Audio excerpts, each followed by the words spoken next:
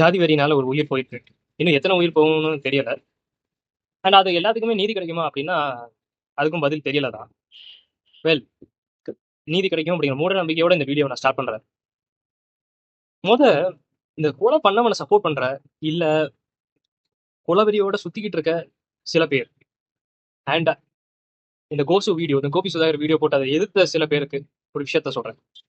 1939 July 8 temple entry authorization and indemnity act அப்படிங்கிற ஒரு சட்டம் பாஸ் பண்ணப்படுது. அது என்ன அப்படின்னா, தலித் மக்கள் வந்துட்டு கோயிலுக்குள்ள போகலாம் அப்படிங்கிற ஆக்ட் வந்து பாஸ் பண்ணப்படுது. அண்ட் அதுக்கு ஆரம்ப புள்ளியா இருந்தவர் வைத்தியநாத் ஐயர். அண்ட் அவருக்கு சப்போர்ட் பண்ணது யாருன்னு பாத்தீங்க அப்படின்னா, சப்போர்ட் பண்ணது யாரு அப்படின்னு விஷயத்த சொல்றதுக்கு முன்னாடி அவர் என்ன பண்ணாரு அப்படிங்கிற விஷயத்த சொல்றேன். மீனாட்சி அம்மன் கோயில் வாசல் முன்னாடி நின்று நான் மீனாட்சி அம்மன் கோயில் வாசல்ல தான் நிக்கிறேன்.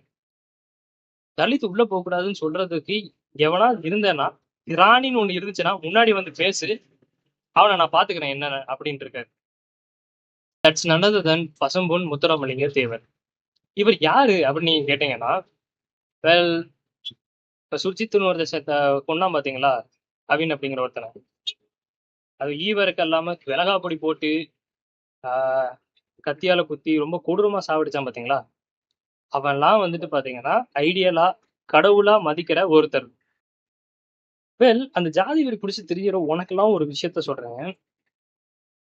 நீங்க ஐடியலா நினைக்கிற இவர் மாதிரி ஆட்கள் எல்லாம் வந்துட்டு சமத்துவத்தை தான் பேசியிருக்காங்க, சமத்துவத்தை தான் போதிச்சிருக்காங்க.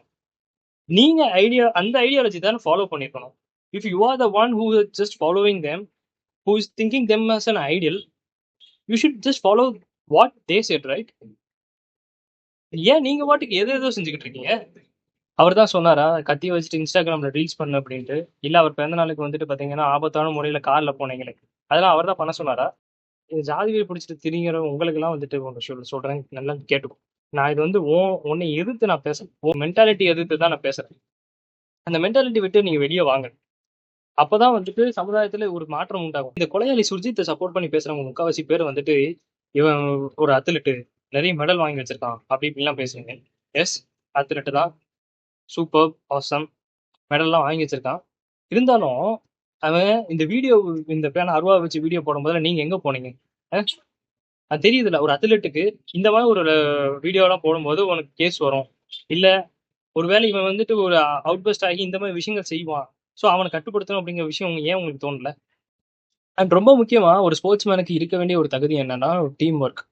அந்த டீம் ஒர்க்குங்கிற தாட் இருக்கணும். அவன் டீம்ல எந்த ஒரு ஜாதி வேற்றுமையும் இல்லாம அவன் பழகினாதான் நாளைக்கு ஒரு டீம்ல அவனால ஜெயிக்க முடியும், டீமை எடுத்துட்டு லீட் பண்ண முடியும். ஸோ இப்படி இருக்கிற ஒருத்தனால, அதாவது இப்போ ஜாதி வெறி பிடிச்சி தெரியலாம் அப்படின்னா அவனை கட்டுப்படுத்தி இருக்கணுமா இல்லையா? லைக் அவன் இன்ஸ்டாகிராம் வீடியோல இந்த மாதிரி கத்தி வச்சு வீடியோ போடும் போதெல்லாம் அப்படின்னு பாத்தீங்கன்னா அவனை நீங்க இந்த மாதிரி போடாத தம்பி, அத்லெட்டா உன் லைஃப்ல வந்துட்டு அது வந்து ஸ்பாயில் ஆகும் அப்படிங்கிற விஷயத்த சொல்லிருக்கணுமா இல்லையா? அது நீங்க ஏன் சொல்லாம விட்டீங்க? அண்ட் இந்த பர்டிகுலர் வீடியோ எந்த ஒரு ஜாதியும் எதிர்த்து இல்லை. ஏன் அப்படி எதிர்த்து பேசுறேன் அப்படின்னா, நான் வந்துட்டு ஏன் முத்துராமலிங்க தேவரை எல்லாம் இந்த வீடியோல பத்தி நான் பேசியிருக்கணும் சொல்லுங்க பார்ப்போம். ம் நான் இந்த வீடியோ எதுக்கு போட்டேன் அப்படின்னா, எல்லா ஜாதியிலும் மக்களே, அந்த ஒவ்வொரு ஜாதியிலும் பெருசு ஐகானா நினைக்கிற எல்லாருமே வந்து பாத்தீங்க அப்படின்னா சமத்துவத்தை தான் பேசியிருப்பாங்க.